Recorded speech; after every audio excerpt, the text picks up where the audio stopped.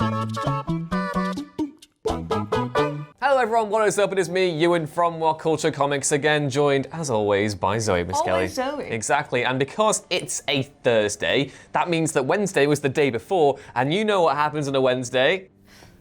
Things. Comics, they release on a Wednesday, of course they do, Zoe. Why didn't you say that to begin with? God damn it. Anyway, we've got lots of interesting stories coming up for you today. We've got some, obviously, House of X number 5, I think came out yesterday, and that had some really, really interesting stuff, as it always tends to do. But the main story that we're going to talk about today comes from Absolute Carnage number 3. Correct. Numero trece. I did Spanish at GCSE and got a C. Look at you go. And I also know the community rap, Donde está la biblioteca. Anyway, sorry, before I take this on a massive tangent, what happened in Absolute Carnage number 3? Well, it's a surprisingly big news day, because you wouldn't think that Absolute Carnage can just keep going, but in fact, we are still on top level news with it, because today we saw essentially a kind of breakup between Eddie Brock and Venom. No! What's my fanfiction gonna be about next? I was like, people across the world will be cancelling their fanfictions as we speak. But anyway, essentially because of the events with Miles Morales, which we saw, and Eddie Brock deciding to run, admittedly like a coward, but also like a coward who has a son who he needs to take care of and make sure. He did leave him with the Maker, so like, I'd check up on that. I would not risk my life, save the boy. But essentially, Venom and him have had a disagreement because obviously Venom wants to take down Carnage. Some trouble in paradise, eh? Well, it makes sense because Carnage is Venom's kid. So they're sort of having this couple spat where it's like, why don't you take care of my kid? Why don't you take care of my kid? And it's seen them split up, and Venom instead go to none other than, I want to see a reaction for this one, the Hulk. What? You told me everyone's going to cancel their fanfiction. This is going to create about 50 other things. This is going 700 to awaken so much in everyone and me, presumably. Yeah, I'm really bad. I've not been reading Absolute Carnage. I read the first issue and haven't read the second or the third, but I did see the image yesterday of Venom grappling onto the Hulk, and the Hulk is such a big chungus that literally, I can't believe I just said that in 2019. Anyway, Venom can't actually wrap around him entirely, so he's like struggling to get on. Like it's like he's trying to get on like a really tiny suit, and like the Hulk's just stretched it at the seams. Eddie Brock's in the distance, like, oh, no, that's tailored. No, what are you doing? That fits my size. Yeah, exactly. That's really cool. So Venom has bonded. So that was a more PG typer than the one I had before. He bonded to Hulk, basically to take on Carnage's hordes, correct? Because Eddie was less willing to put himself in harm's way. So essentially, Eddie, has repeatedly told Venom, like, listen, I need to take care of my kid, especially when they went back to, obviously, the Maker's Lair, where the Avengers are, after the events of Venom 18. And this huge fight has culminated in Carnage appearing again, and Eddie saying, look, no, I'm not fighting him, because I'm going to die. And then there's just going to be a kid with a little and a spine. With a spine. Yeah. With some demons in it, and he's not going to have a dad. Well, a dad he doesn't know about, but nonetheless. So we have a sort of Hulk Venom kind of weird combination, which I'm very excited about because it potentially means that the Hulk might be a more main character within it. Because obviously Bruce Banner is also one of the few people smart enough to potentially be able to like separate people from their weird Carnage form. Oh yeah. So both versions could be super useful. That's interesting. Yeah, because I looked at Dominic Cates' Twitter yesterday, and I think some people were going, actually the Hulk bonded with the symbiote in What If number blah blah blah, and he's quite rightly pointed out that I think this is the first time it's ever happened in mainstream Marvel continuity that the Hulk is actually bonded with Venom, which is strange because Venom gets around. Like Venom's been with everyone. Venom don't care. Venom's like all about that liberation. Well, so that's it, because obviously when the Avengers show up, they're like, we should all get them out of our spines because all of us and you, not to... Eddie Brock and Venom share a nervous glance, just like, you with Wolverine, really? Yeah, that's really cool. So obviously that's gearing up for a massive fight between the Hulk and I'm presuming the Grendel symbiote that Carnage has at the moment. I can only presume. Yeah. Obviously it won't be a permanent bonding to break people's fanfiction because we love the Eddie Brock Venom combination the most, but I can only imagine the idea is, let's bond him to the Hulk and then do several huge fights. So I'm prepared for sort of every big bad symbiote to come out of the woodwork. My personal hopes and dreams for the finale of this series is when all the Avengers are taking on Carnage and the Grendel, and the Venom symbiote just like hops between all of them, like it's kind of like the Iron Man armour. I forget in which film where Iron Man 3 when he puts it on Pepper, kind of like that. I think that'll be really, really cool. Just have it going around all the other different Avengers again. Well, I think we've never really gotten that full. It's always been like, oh, they've bonded to them and now it's fine. We've never really seen the full like, well, what would the fighting capabilities be with each like separate member of the Avengers? Because obviously they're slightly better at fighting than Eddie Brock is, presumably. So let's go. Let's have the whole team. Eddie Brock does lift, so I mean, I can confirm, at least in that comic, Eddie Brock definitely lifts. Yes, but moving from Venom to House of X, which is my personal favourite series at the moment. It's absolutely incredible.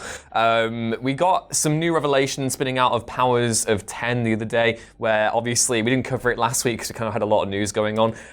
But, you know, last week, if you hadn't read that issue, Professor X and Magneto basically met up with Mr. Sinister, who, by God, is the most theatrical, amazing, Uncle Scar-esque, you know, Marvel villain going around at the moment. He's a precious man. Yes, and basically confirming one of the big theories about the eggs of Krakauer and how the, you know, that first panel that we saw in the very first issue of House of X when Professor X, or X rather, walked up to these eggs, and out of it came Jean Grey and Cyclops. And, you know, everyone thought it was a little bit sinister, but we learned that maybe it is still sinister in a literal sense, but not in a kind of, you know, the meaningful sense, because it's well-intentioned eggs. Yeah, so basically what this issue reveals is that Krakauer has got this kind of this 5 assemblage of mutants. One of them is Golden Balls, and Golden Balls' power was always just he creates golden balls, and that is literally it. But in this issue, they reveal that the Golden Balls are in fact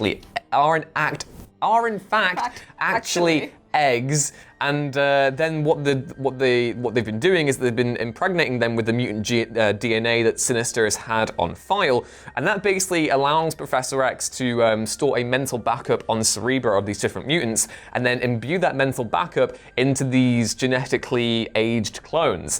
And now that is very interesting because obviously in the last issue of House of X, you know, we had the X-Men go on all the way to the sun, and we all had a big old cry about it because, oh my God, the emotional weight of that issue was absolutely incredible. And we basically find out that in order to basically, you know, save them, X has had all these different backups, and it's kind of implied that maybe this isn't the first time they've been egged back out of death. Magneto seemed oddly casual about it. The kind of casual that comes from like, oh, it's the 7th time we've killed Jean Grey this week. Yeah. Here she is, out of the egg. But yeah, it's really interesting because there are so many different applications of this. I think one of the big takeaways coming out of this is that they basically have an intention to resurrect all the mutants that have been killed off over the years, including the 16 million that were killed on Genosha when Cassandra Nova got that big old sentinel and wrought havoc. So that's basically restoring the X-Men to that or the mutant status quo, as it were, before all the random continuities of the mid to late noughties basically came around, and we've got now what looks to be an actual plan in motion to bring back mutants as they were for most of Marvel's history.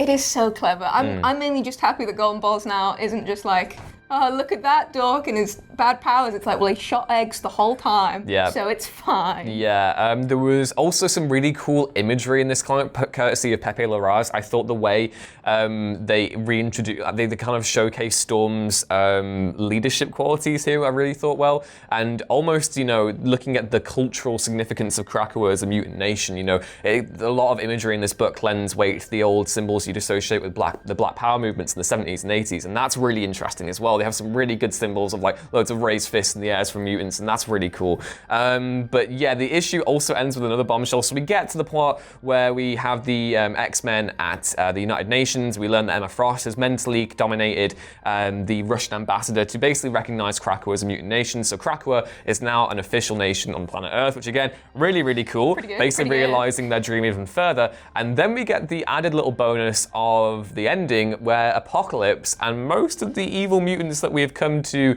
you know, revile over the years, they are basically allowed into Krakauer as, you know, actual. It's a one mutant nation. There are very few moments that have given me as much genuine joy as seeing Apocalypse just be like, no, we could all just work together. And it's like, are we really going to do this? Because if this I'm terrified that it's going to be like, and then everything went wrong. But I think it'd be so interesting just to explore sort of this new universe that we've built. It's fascinating. I'm kind of worried that Sinister has some ulterior motive here. And I think maybe something is going to go wrong with the husks and the clones that have been made, because in the comic itself, it mentions some interesting stuff. And one of the things they mention is that no experimentation has been done. I'm trying to find the thing here. There has been no experimentation regarding what happens when you combine a mutant mind with a husk that is not their own. Now, that implies to me that maybe there might be an X-Man on this team that isn't who they say they are. And maybe there might have been, some mental Freaky Friday shenanigans going on right now. I don't know. Either way, it's really interesting. I think there's a lot they have to play with, and it's interesting that each time sort of we get these new elements that expand the universe without feeling sort of forced. There are very few ways that you could be like, and then we brought back all the mutants without me being like, and then they brought back all the mutants again. But this feels, there's something about it that's so fresh. I am really excited for it. Yeah, I'm really hyped as well. Before we sign off, we've got some stuff from Iron Man that we'll touch on very, very quickly. Tiny bit of Iron Man. Just literally the grotesque imagery that came out in that issue. So essentially, the Thing's gross under rock flesh is now beaten for the grossest imagery, which came out in Tony Stark Iron Man 16. And that was a reference to the Thing video we did the other week. Yes. Which is very good and very bad at the same time. Essentially, there was this huge fight with Ultron. Tony Stark won, but at the same time was caught in this explosion that was intended to fuse together human flesh and robot. You're saying flesh again. It's robot flesh. Oh. And has bonded Iron Man to his suit. You might not want to see the picture. I've seen it right now. Dan, just throw it up again, just however stylistically you want to. It's etched into my brain now. It's completely etched into my brain. But going from one grotesque image to one that is slightly more pleasant, a Nightwing went viral on Twitter yesterday. Woo! Yay, Nicola Scott did a really cool, she's been releasing loads of cool pictures of different DC heroes over the week, kind of going from their development from the Golden Age to the Silver Age to the Bronze Age to the Modern Age, and Nightwing, with his meme butt on hand, basically just took the internet by storm. He broke the internet yesterday. We're going to bring back that old cringy phrasing just because it's actually true. And if anyone deserves to break the internet, it is Nightwing's ass. I mean, development was probably the best word, because over the years, man. Exactly. Respect it. Exactly. But yeah, please let us know what you think of Nightwing's butt down in the comments below, and also some of the stories that you probably care about. And be sure to like, share, and subscribe, and head back on over to whatculture.com/comics for more news, lists, and articles like this every day. You can follow me on Twitter @EwanRuinsThings. You can follow Zoe on Twitter @Zemascal. And we'll see you next time. Bye. Bye.